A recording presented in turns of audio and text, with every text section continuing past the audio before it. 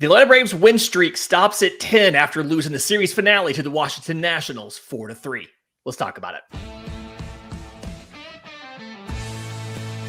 This is the Braves Postcast, your instant game reaction for the Atlanta Braves.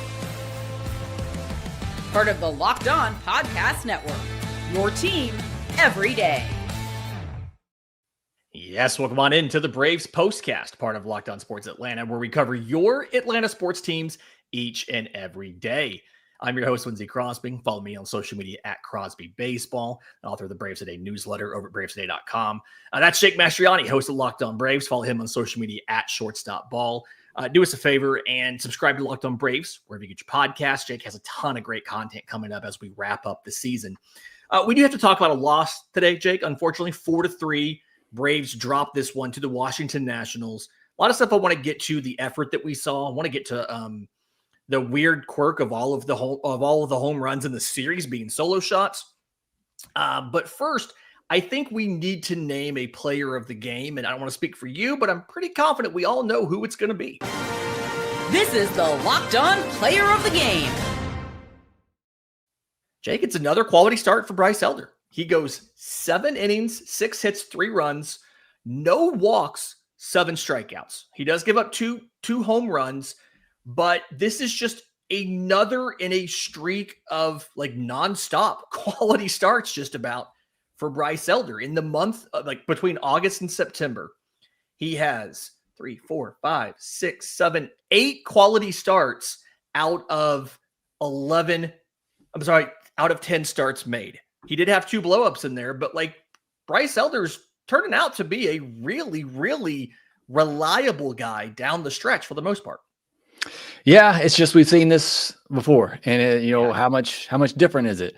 I will say this was a fun game to watch. I thought both pitchers did a good job of painting 4-seamers and 2-seamers or sinkers, whatever you want to call them, and just painting them on the edges. There were some really good called strike threes in this game from both starters of pitches that were just painted, fastballs that were painted. And so that was really interesting to watch in this one. But Bryce Elder, I mean, he's been good, and we know he can have these kind of stretches. It's just can he avoid the blowups? And I think the big thing in this one too is he did give up, some home run in there, gave up 2 home runs, but no walks. And, that's the key for Bryce Elder too, because when he is struggling, when he has those blowup starts, it's usually a combination of those 2 things. So that certainly helped in this start overall. There were, did go up 6 hits over the 7 innings, but the no walks, just, the 2 home runs, a quality start, as you said. I mean, again, it's going to be interesting because we believe they've used up his last option this year. And so he's going to go into next year without any options. What are they going to do with Bryce Elder? Could he, potentially have to be traded because you can't keep him on the roster, and he may have some value? Does this help his value that maybe you could move him in a trade, or can they find a way to kind of keep him around as a long reliever, spot starter here or there? It's definitely been a good stretch, and it's definitely changed the narrative of Bryce Elder going into this offseason. Yeah, I mean, it's been I still think that maybe, yes, he needs to diversify the arsenal a little bit more, right? Maybe you give him a curveball, you give him a cutter. Maybe he can be a little more reliable and not have those blowups. I think you've talked about this before, how everything for him, for the most part, is predicated on the sinker slider both working. He can use the 4-seamer a bit to try to mitigate that. But, he does have kind of the 2 blowups in the last 2 months. But for the most part, he's been pretty good. And to your point, has the price or the return maybe gone up, especially if you package him with another piece or 2 this offseason to make a trade? I'm really curious to kind of see what happens there. The 4-seam fastball velocity too was up a mile per hour again. And that's been something that's been consistent in this hot stretch that he's on. I talked a lot about the 4-seamer and being able to throw it up and helping those pitches, the sinker and slider down, but it's also up and it's at higher velocity. I mean, we saw him, 95 in this one, you saw him get up there a couple of times. And so I think that's making a little bit of difference too. He averaged 15 inches of induced vertical break, but he'll consistently get up to 16, 17 as well. So I think that's been a huge difference for Bryce Elder in this stretch too, is that 4-seamer, the induced vertical break on it, and that velocity making a big difference and helping those other pitches at the bottom of the zone really play up. Yeah. Can we get to a little bit of the negative of this game real quick? We have more positive stuff to say later, but I want to kind of mention we saw a couple rough things from the Braves offense. I do think it's incredibly odd, and you made a comment on social media I thought was great. To see Matt Olson go from player of the week to hitless in the series with 7 strikeouts is incredibly shocking. I think he has 15 at-bats in the series, and he struck out 7 times. To go from player to go from player of the week to doing something like that puts a weird taste in your mouth, kind of puts a weird, smile on your face. But like outside of that, you saw Michael Harris looked a little like it's correction. I'm going to hold on to Michael Harris. You had that. You had 0 for 11 with runners in scoring position. You had 10 left on base. They got a couple solo shots here. But outside of that, it just really felt like Atlanta could not take advantage. They drew 7 walks, couldn't cash those in, were getting guys on base, and just could not bring them in. It kind of reminds me of the old Braves offense, where you're kind of just banking on that home run being the big blast that gets you a crooked number in an inning. And they just were never really able to do that. Single run in the 6th, single run in the 8th, single run in the 9th. All of those come up with home runs. Yeah, I think that was a little bit frustrating these last 2 games, as it did kind of remind you more of what we've seen for the majority of this year from the offense. And, in the middle game, I would say even more so. They only had 6 hits in that one and not as many walks, but 3 of those hits were home runs, and that was just good enough. They had 6 hits and 2 walks on Tuesday's game, whatever day it is today. And then today, Wednesday, they had 6 hits and 7 walks. That's generally going to produce a good amount of runs, but it was really just the home runs, the 3 solo home runs where they were able to score again. So that is, today's game was kind of more reminiscent of the 2025 team in that they're getting plenty of runners on base, just not getting those hits with runners in scoring position. And when they were getting those home runs, nobody was on base, even though they had, several base runners throughout the game.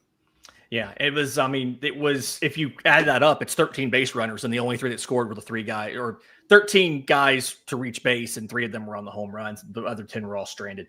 That sounded a lot better in my head when I was thinking about that stat before how I worded that on here. So a little confusing there on my part. I do think it's interesting to see Nick Allen started over Brett Wisely. I think some of that is just Wisely's record against lefties.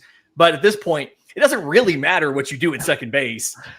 You've got 3 games left at this point. I thought that was interesting that Wisely started yesterday, Allen started today, and then you use Eli White as the pinch hitter in the 9th. Then you never have to actually see what happens defensively. Do you think they'd have had Eli White play second base if it went to extras? I assume so. We saw him do a little bit of it last year. Yeah, I would have loved to seen that. Because if Eli White's going to be this elite pinch hitter that just comes off the bench and hits bombs every time he does it, that's going to make him even more valuable for next year, especially if he can play second base. But yeah, I think that probably would have been the game plan if you got to that point. Really all you can do there. Yeah.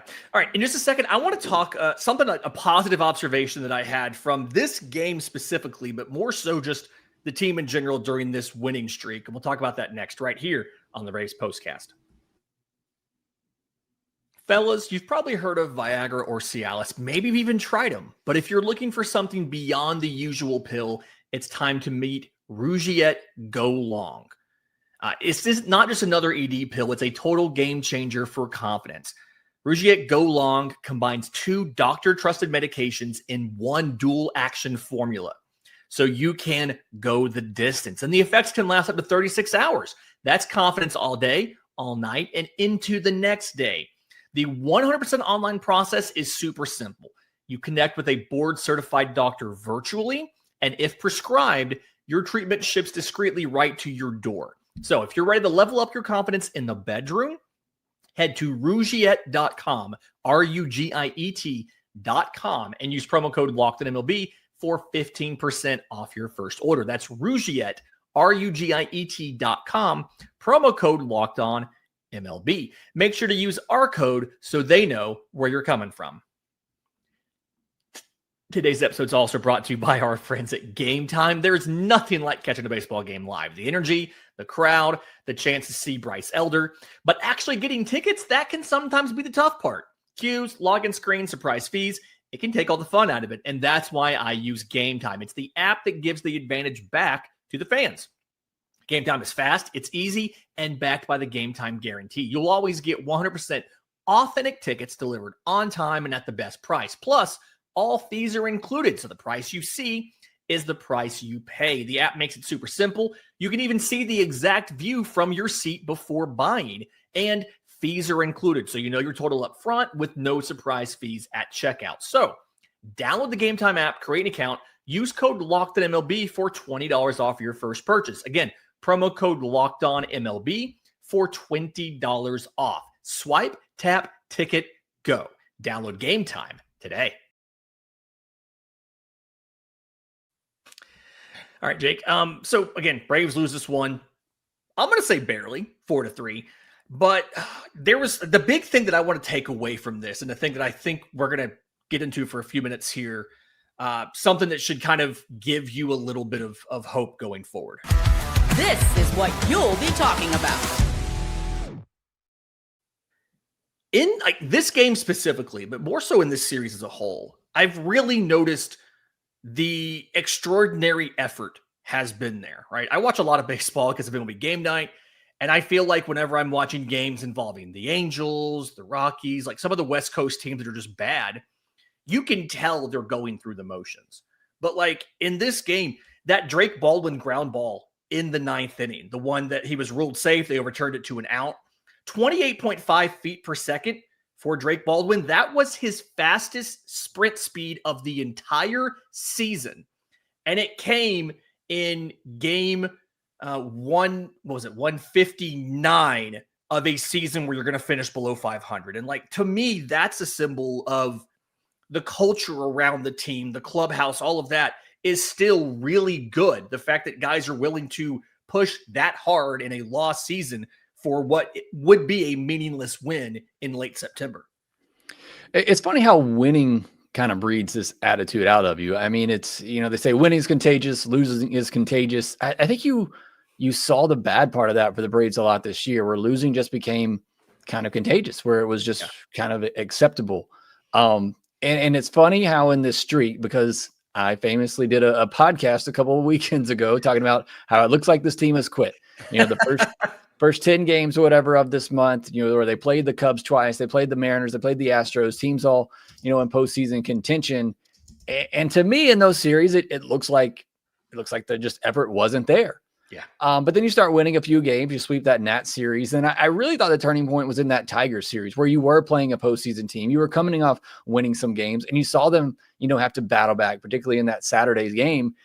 And that's where, to me, the effort level really kind of switched for this team. And then as the winning streak went on, I think that kind of, created a lot more effort, and they wanted to keep that going and keep this winning streak going. And that was pretty evident in this one, even in the loss. And look, Lindsay, I know this isn't going to happen and we're still going to get these tweets and comments on it, but I really don't want to hear any more about how Ron Acuna Jr. is lazy, how Ron Acuna Jr. doesn't care.